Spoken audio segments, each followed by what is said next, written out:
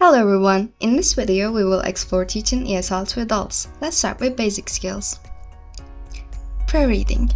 Before engaging with the text, students should participate in activities that activate their background knowledge. Techniques such as group discussions, visual prompts, and prediction tasks help establish context and generate interest. During reading. Reading should be interactive and structured. Graphic organizers assist learners in identifying key ideas. Strategies like jigsaw reading allow students to focus on specific sections, collaborate with peers, and build collective understanding. Post-reading.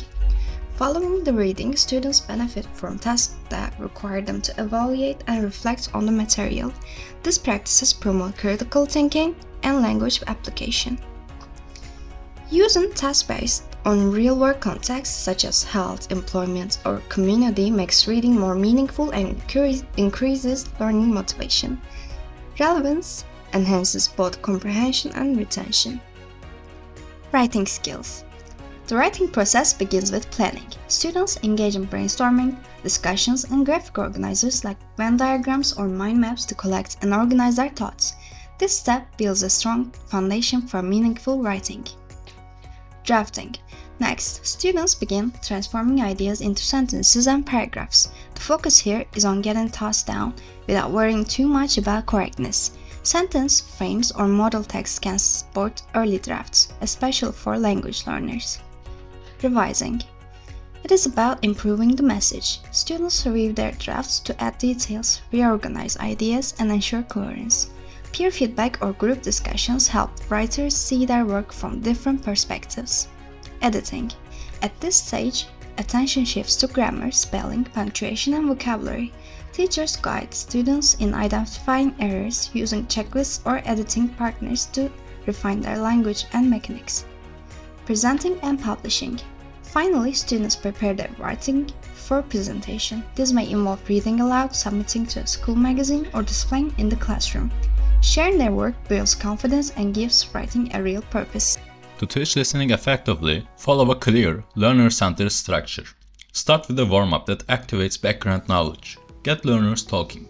This sets the stage and helps students connect the topic to their own experiences. Build context. Use real-life examples. Don't reveal the topic directly. Let students predict and think critically. Then move into listening. Begin with a task that focuses on the main idea.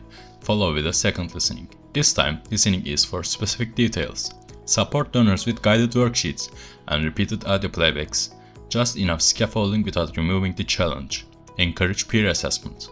Peer discussions build autonomy and deeper understanding. Wrap up with a follow-up task. Provide sentence frames. Let students connect what they heard to real-life situations. And with reflection. Let students evaluate their own progress. Because good listening lessons don't just teach language. They build confidence, culture, and communication. Speaking skills. Effective speaking instruction starts with listening. Students first hear the target language through stories, audio, or teacher modeling, building familiarity before speaking begins. Repetition and imitation follows. Students echo phrases, mimic gestures, and practice pronunciation and intonation. This repetition builds fluency and confidence. Speaking tasks are rooted in real-life situations, like making phone calls, giving directions, or describing personal experiences. These scenarios give students language they can actually use. Interaction is key. Pair work, group discussions, and role plays provide structure and safety. Teachers support by offering live feedback during these communicative tasks. Visual and physical cues such as pointing, movements, or total physical response reinforce meaning and help connect spoken words with real actions. Finally, correction is done gently and purposefully.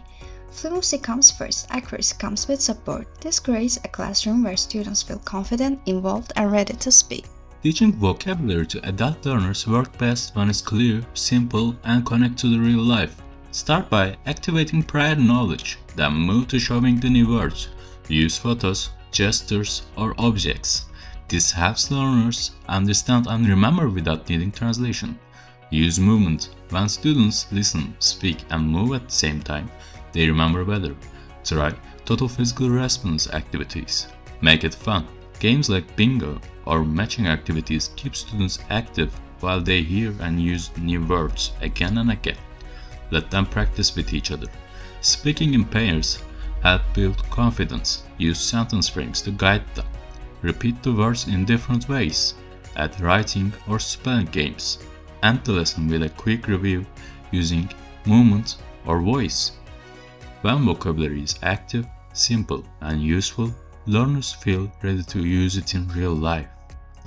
Effective grammar instruction in ESL begins with contextualization. Establish a meaningful real-life scenario, such as a personal timeline, to illustrate the contrast between grammatical structures.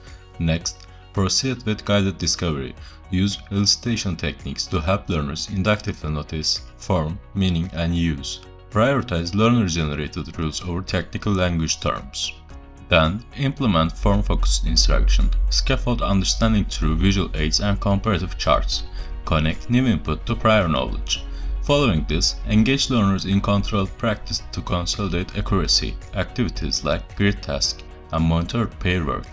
Gradually transition to fluency-oriented tasks such as information gaps, which promotes spontaneous communicative output with minimal correction. This progression from context to communicative competence ensures learners internalize grammar not just as rules, but as tools for real-world interaction. Now, we are going to speak about importance of effective grouping strategies.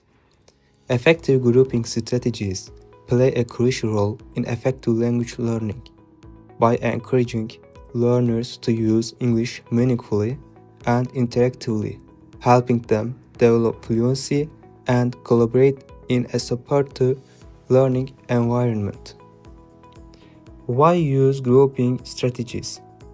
Because grouping learners helps create authentic interaction, fluency-focused communication, a diversity of partners, contexts, and tasks, and opportunities to practice cooperation and collaboration.